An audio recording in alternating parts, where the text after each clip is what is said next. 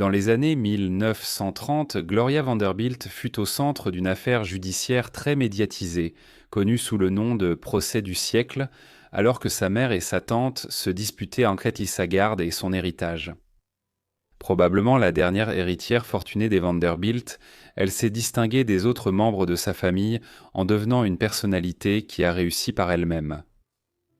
Rejoignez-moi pour explorer l'histoire de sa vie.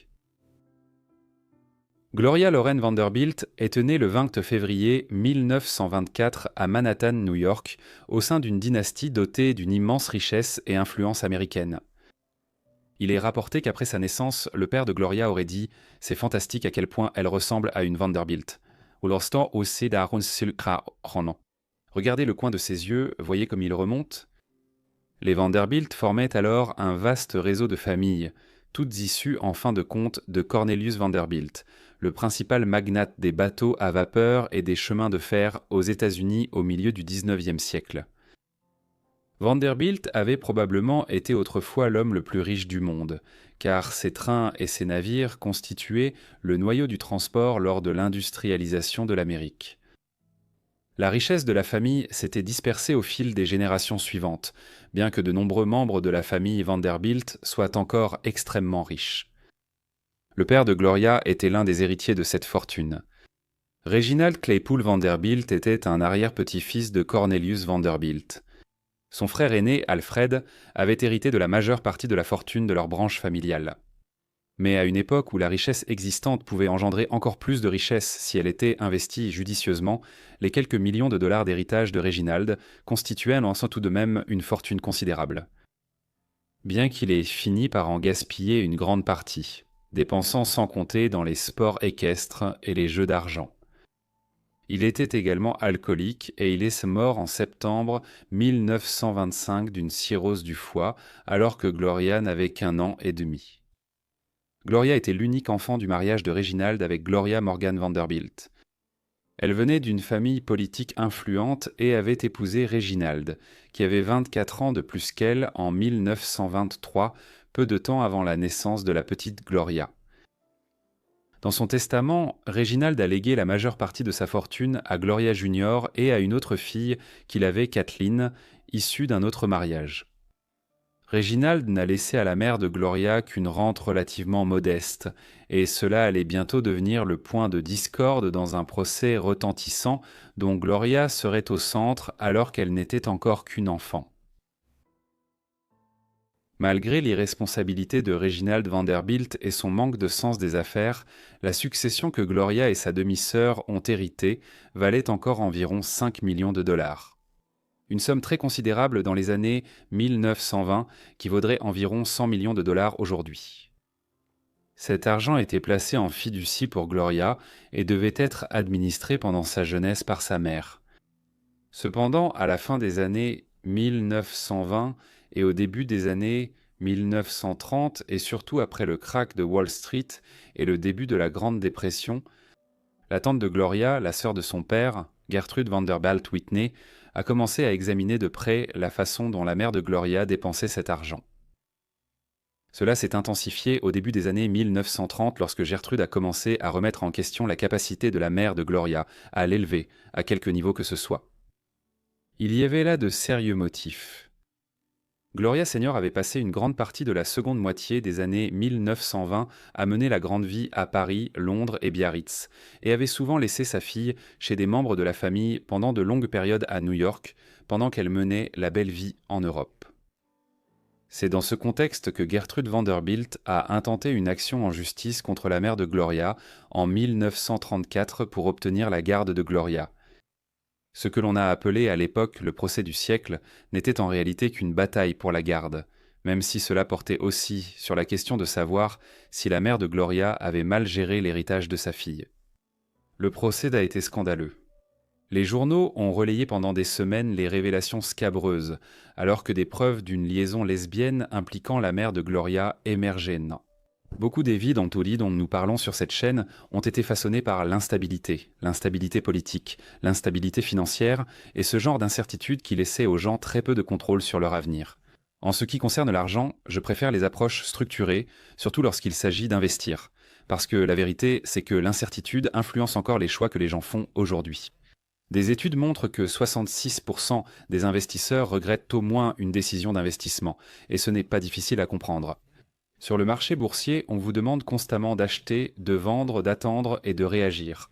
C'est pourquoi j'ai commencé à chercher une autre façon d'investir, une méthode qui ne nécessitait pas de surveiller le marché toute la journée. C'est à ce moment-là que j'ai découvert Mintos. Avec Mintos, je peux investir dans des prêts et gagner des intérêts. Au lieu d'essayer de prédire ce qu'une action pourrait faire, le rendement attendu pour chaque prêt est fixé à l'avance. Les paiements peuvent arriver chaque jour comme un revenu passif, rendant le processus plus stable et facile à suivre. Je peux aussi filtrer par rendement, risque, horizon temporel, pays et devise. Et pour une approche encore plus simple, Mintos propose également des portefeuilles automatisés. Les rendements moyens sur les prêts sont d'environ 11%. Et pour quiconque cherche un revenu passif, c'est un chiffre très élevé. Mintos opère depuis 2014, compte plus de 600 000 utilisateurs et est réglementé dans l'UE sous MiFID. Et en ce moment, vous pouvez obtenir un bonus allant jusqu'à 350 € lorsque vous investissez 500 € ou plus. Utilisez le lien dans la description ou scannez le code QR affiché à l'écran. Des rendements stables, pas de surprise, et en plus un bonus. Ne le manquez pas et bonne chance. Une domestique qui avait travaillé pour la mère de Gloria a témoigné pendant 5 heures. D'une manière qui dépeignait Gloria Senior comme ce qu'une publication de l'époque appelait, je cite, une mère folle de cocktails et de danse, adepte de l'érotisme sexuel et maîtresse d'un prince allemand.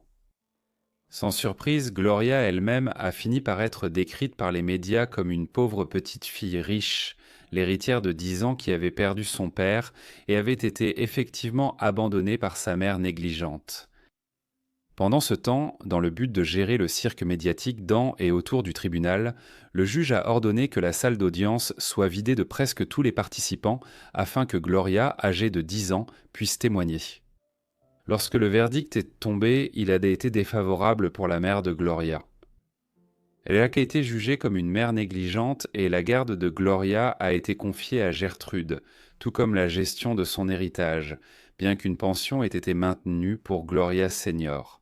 Sa mère a été autorisée à rendre visite les week-ends et a fait appel de la décision en 1936, mais sans succès, et la relation entre la mère et la fille ne s'est jamais complètement rétablie. En 1946, alors qu'elle était au début de la vingtaine et qu'elle avait acquis le contrôle total de ses finances, Gloria a cessé de verser l'allocation annuelle de 21 000 $ que sa mère recevait, affirmant que sa mère pouvait travailler pour gagner sa vie et qu'à partir de maintenant, elle ferait don des 21 000 $ à diverses œuvres de charité chaque année. À partir des années 40 jusqu'à sa mort, la mère de Gloria a vécu avec sa sœur, Thelma Furness, vicomtesse Furness, à New York et à Los Angeles. Gloria Senior est finalement décédée d'un cancer en 1965. En grandissant après le procès, Gloria a fréquenté de nombreuses écoles à New York et sur la côte est des États-Unis. Au départ, elle a fréquenté la prestigieuse école Greenvale sur Long Island, suivie d'un passage à l'école Miss Porter's à Farmington, dans le Connecticut.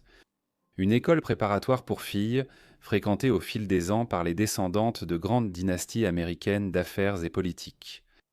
Jeune femme de plus en plus séduisante, elle faisait également du mannequinat à la fin de son adolescence, bien que sa véritable incursion dans le monde de la mode n'ait lieu que des décennies plus tard. À 17 ans lassée de la rigidité de la vie chez sa tante, elle a pris son indépendance et est partie vivre à Hollywood, en Californie. Au cours de ses dernières années d'adolescence, elle a tenté de commencer une carrière artistique, fréquentant pendant un temps l'Art Student League à New York. Et ensuite, elle a travaillé à la fois comme artiste visuelle et comme actrice. Cette dernière activité, en partie, a motivé sa décision de partir s'installer à l'Ouest, à Los Angeles, au début des années 40. Cet intérêt allait se poursuivre au fil des années, et dans les années 50 et 60, elle est apparue dans de nombreuses productions à Broadway, ainsi que dans plusieurs émissions de télévision très connues de l'époque, telles que The Love Boat et The Time of Your Life. L'arrivée de Gloria à Hollywood a rapidement conduit à son premier mariage. Il s'agissait de Pat DeSico, un agent artistique hollywoodien qui avait un peu plus de 30 ans. Elle avait 17 ans quand ils se sont mariés. Le mariage était abusif et Gloria a déclaré plus tard que Desico l'avait laissée à plusieurs reprises avec des yeux au beurre noir et l'avait rabaissée psychologiquement. Elle a divorcé de lui en 1945 cependant. Cette union avait causé des dommages durables à sa relation avec sa tante Gertrude. Elle le désapprouvait dès le début et comme Gloria l'a épousé malgré tout, Gertrude l'a exclu de sa part de la fortune Vanderbilt dans son testament. Elle est décédée en 1942, juste un an après le mariage. Un jour après avoir divorcé de Desico, Gloria a épousé le chef d'orchestre de 63 ans, Leopold Stokowski. Ce fut une union plus heureuse que la première, malgré le fait qu'il avait 3 fois son âge au moment de leur mariage. Elle a duré 10 ans et a donné naissance à 2 enfants, des fils nommés Léopold Stanislas et Christopher, nés en 1950 et 1952. Encore une fois, Gloria ne resta pas célibataire longtemps après son deuxième divorce en 1955. Un an plus tard, elle épousa Sidney Lumet. Il avait le même âge que Gloria et ils avaient en des centres d'intérêt assez similaires puisqu'il était metteur en scène à Broadway et qu'elle était une actrice en herbe. L'année suivante, sa carrière de réalisateur, immensément réussie, commença avec la sortie de 12 hommes, en colère, l'un des plus grands films de tous les temps. Le mariage n'a pas eu d'enfant et s'est terminé en 1963, vraisemblablement à cause d'infidélité, puisque tous deux se sont remariés en l'espace de quelques semaines. Le quatrième et dernier mari de Gloria était Wyatt Emery Cooper, un autre scénariste et acteur. Ils sont restés mariés jusqu'à sa mort lors d'une opération à cœur ouvert en 1978. Ils ont eu 2 enfants ensemble, Carter et Anderson, nés respectivement en 1965 et 1967. Bien que ce soit les détails de ces 4 mariages, Gloria a eu de nombreuses autres relations avec des personnalités en vue au fil des années, dont beaucoup étaient pour des liaisons alors qu'elle était déjà mariée. Cela inclut des relations avec l'acteur Marlon Brando, le chanteur et acteur Frank Sinatra, l'inventeur et magnate Howard Hughes, ainsi qu'une liaison présumée avec l'écrivain pour enfants Roald Dahl. Alors qu'elle avait entrepris de devenir actrice dans les années 1940 et 1950, Gloria est aujourd'hui principalement reconnue pour sa carrière dans la mode. Dans les années 1970, elle a collaboré avec Mohan Mahranji du groupe Mahranji pour lancer une ligne de jeans portant son nom. La ligne a rencontré un grand succès et, dans les années qui ont suivi, elle s'est étendue à d'autres vêtements et accessoires, notamment des robes, des chemisiers, des chaussures, des sacs en cuir et d'autres articles. Cette expansion s'est poursuivie au fil des années et, dans les années 2000, elle comprenait également une gamme de parfums à succès. Toutes ces initiatives se sont révélées lucratives, captant l'évolution des tendances de la mode féminine, et ainsi Gloria a réussi à s'imposer comme une femme d'affaires prospère entre les années 1970 et 2000. La vie ultérieure de Gloria Vanderbilt était plus stable et moins chaotique à bien des égards que sa vie antérieure. Elle a certainement eu une vie amoureuse moins mouvementée et elle ne s'est pas remariée après la mort de son 4e mari en 1978. Elle a développé de nouveaux centres d'intérêt dans les années 1980 et 1990. L'un d'eux était un regain d'intérêt pour une carrière d'artiste visuel. À la fin des années 1960, certains de ses premiers travaux avaient été utilisés pour créer une gamme de cartes par Hallmark, et dans les années 1990, elle a recommencé à travailler le verre, la peinture et la poterie. Le résultat fut une série d'expositions, dont la plupart ont eu lieu dans les années 2000, dans divers espaces d'exposition de la côte Est. Elle a également endossé un rôle de philanthrope à cet égard, agissant comme critique lors de divers salons et concours. Cependant, le grand amour de Gloria dans sa vie ultérieure fut l'écriture. Entre les années 1970 et sa mort, elle a publié une demi-douzaine de mémoires documentant divers aspects de sa vie jusqu'à cette époque. Notamment, elle revient sur le procès impliquant sa mère et sa tante en 1934, ainsi que sur ses mariages et relations au fil des années. Elle a également publié 3 romans de fiction, Never Say Goodbye, publié en 1989, The Memory Book of Star Faithful, publié en 1994, et Obsession, An Erotic Tale, publié en 2009. Il y avait également un intérêt croissant pour les écrits à son sujet, notamment avec la parution du livre de Barbara Goldsmith, Little Gloria, en 1980, une œuvre examinant le procès de 1934 et le contexte culturel dans lequel il a eu lieu. Gloria Vanderbilt était décédée à son domicile à Manhattan le 17 juin 2019. La cause apparente de sa mort était un cancer de l'estomac, bien qu'elle ait alors 95 ans et ait mené une vie longue et productive. Elle a été inhumée dans le caveau familial Vanderbilt à Staten Island. L'un de ses fils, issu de son 4e mariage avec Walter Emery Cooper, Carter, s'était suicidé en 1988.